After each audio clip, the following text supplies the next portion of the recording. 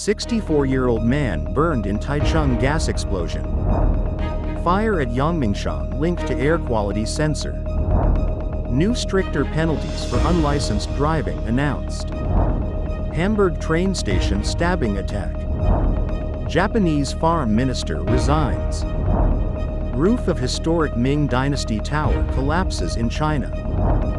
AI chatbot embedded in Google search.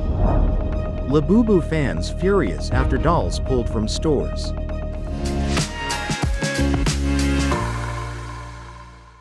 Hello, I'm Johnny. Thank you for joining us on Funday News. It's Monday, May 26th, Memorial Day, and here are your top stories. In local news, a gas explosion occurred around 10 a.m. Saturday in a residential building on Chongping Road, Beichun District, Taichung. A 64-year-old man suffered burns to his face and limbs when he hit the stove. Residents had reported a gas smell the day before, and firefighters and the gas company visited 3 times, shutting off the main valve. A fire broke out on April 14th at Yangmingshan National Park, Taipei. Investigations suggest a solar-powered air quality sensor with a built-in lithium battery caused it. The National Applied Research Laboratories removed 16 such sensors nationwide by the end of April to ensure safety. Taiwan's Transportation Minister Chen Shih-kai announced stricter rules for unlicensed driving, treating it like drunk driving with immediate vehicle and license suspension. Repeat offenders face unlimited fines. A proposal will be submitted to the Executive Yuan by June. Safety strategies for elderly drivers will also be introduced within 3 months. And in global news, a stabbing attack at the busy central train station in the German city of Hamburg left multiple people injured, some in life-threatening condition. A woman was arrested as the suspect. According to police, the attacker targeted people on the platform between tracks 13 and 14 at around 6 p.m. The station is a major hub for local, regional, and long-distance trains. Late Friday evening, Hamburg's fire service said that 17 people in total were hurt, 4 of them with life-threatening injuries. 6 others sustained serious injuries, and the remaining 7 had minor injuries. Police said that a 39-year-old woman, a German national, was arrested at the scene without offering resistance, and that they believe, after reviewing video footage, that she acted alone.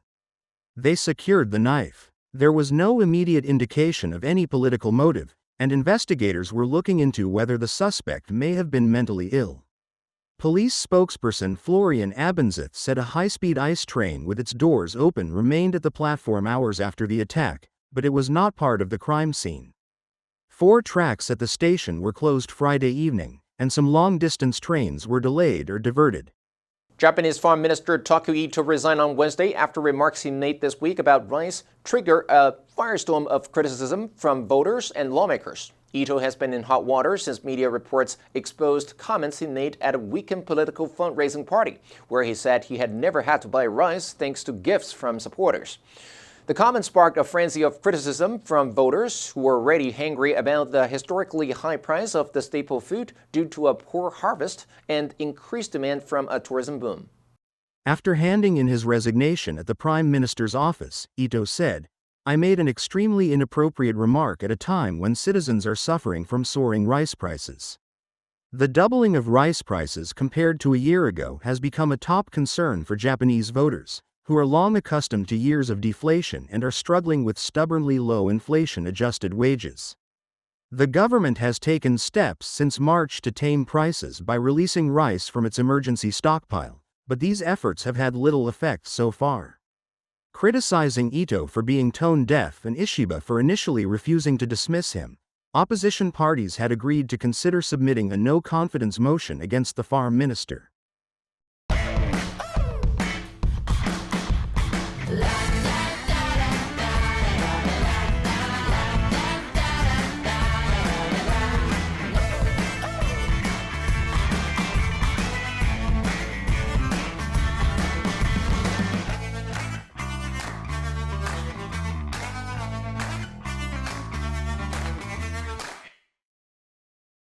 Hundreds of tiles fell from the roof of a centuries-old tower in China's Anhui province, crashing to the ground near visitors. Eyewitness footage shows sections of the roof collapsing, narrowly missing several people. A statement from the Fenyang County Culture and Tourism Bureau said no one was injured in the incident, which occurred around 1830 local time on Monday. The drum tower, reportedly the largest in China, was originally built in 1375 during the Ming Dynasty, but underwent an extensive rebuild in 1995. According to a post shared on China's instant messaging app WeChat, officials for the county said an investigation was underway. Fenyang County is known as the hometown of the Ming Dynasty's founding emperor, the Hongwu Emperor Zhu Yanzhong. Local authorities reportedly moved bystanders from the scene following the collapse and secured the area. A statement seen by local media added that the investigation will examine the design and construction of the repair project. Reports say supervision units were also sent to the site, with experts invited to assist in the investigation and verification process. The tower is currently closed for repairs, with a reopening date to be announced later. Google is introducing a new AI mode that more deeply embeds chatbot capabilities into its search engine, aiming to give users the experience of having a conversation with an expert. The AI mode became available in the US on Tuesday, appearing as an option in Google's search bar. The change, unveiled at the company's annual developers conference in Mountain View, California, is part of the tech giant's push to remain competitive against ChatGPT and other AI services, which threaten to erode Google's dominance in online search. All of this is available today as a new tab right in search. I've been using it a lot, and it's completely changed how I use search. And I'm excited to share that AI mode is coming to everyone in the US. The company also announced plans for augmented reality glasses and a subscription-based AI tool. Sundar Pichai, CEO of Google parent Alphabet, said the incorporation of the company's Gemini chatbot into its search signaled a new phase of the AI platform shift. The company's foray into AI-powered glasses comes more than a decade after it pioneered smart glasses with its Google Glass, which ultimately flopped. The new glasses, developed with Warby Parker and Gentle Monster, will include a camera, microphone, and speakers. With this effort, Google aims to compete with Meta's AI glasses made with Ray-Ban. The company expects to begin building the new product later this year. Fans of viral Labubu dolls have reacted angrily online after the maker pulled the toys from all UK stores following reports of customers fighting over them. Pop Mart, which makes the monster bag charms, told the BBC it had paused sales in all 16 of its shops until June to prevent any potential safety issues. The soft toys became a TikTok trend after being worn by celebrities like Rihanna and Dua Lipa. Now, some retail experts warn that the stock pause will only heighten demand. Labubu is a quirky monster character created by Hong Kong-born artist Casing Lung and popularized through a collaboration with toy store Pop Mart. Since gaining celebrity status, the dolls have gone viral as a fashion accessory. In the UK, prices range from £13.50 to £50, with rare editions selling for hundreds of pounds on resale sites. Pop Mart said it is working on a fairer system for when the toys return to shelves. However, fans on social media expressed anger at the decision to pull the dolls. Pop Mart said there had been large queues, with some fans arriving the night before, and acknowledged this was not the kind of customer experience it aimed to offer. The answer for last week was B, permission. You need to get permission from the owner before using their photos. Did you answer correctly?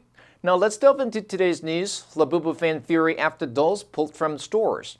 Number 1, accessory. 配件, 配饰. She bought a new handbag and matching accessories. Number 2, collaboration. 合作, 协作. The two companies announced a collaboration on a new project. Number 3, go viral. 迅速走红. The funny video went viral and got millions of views overnight. Next, we have a multiple choice question for everyone to practice. Which answer would you choose? You can write your answer in the comments section. The correct answer will be announced tomorrow. The origins of Memorial Day, also known as Decoration Day, can be traced back to the aftermath of the American Civil War. After war ended in 1865, the country was left with a significant number of fallen soldiers, and communities across the country began holding ceremonies to honor and remember their sacrifice. On this day, people would visit cemeteries and decorate the graves of fallen soldiers with flowers, wreaths, and flags. And that's all for today's Funday News. Be sure to tune into Funday News from Monday to Friday and click the link below to join Funday for free. I'm Johnny Wu, your host, and I'll see you next time.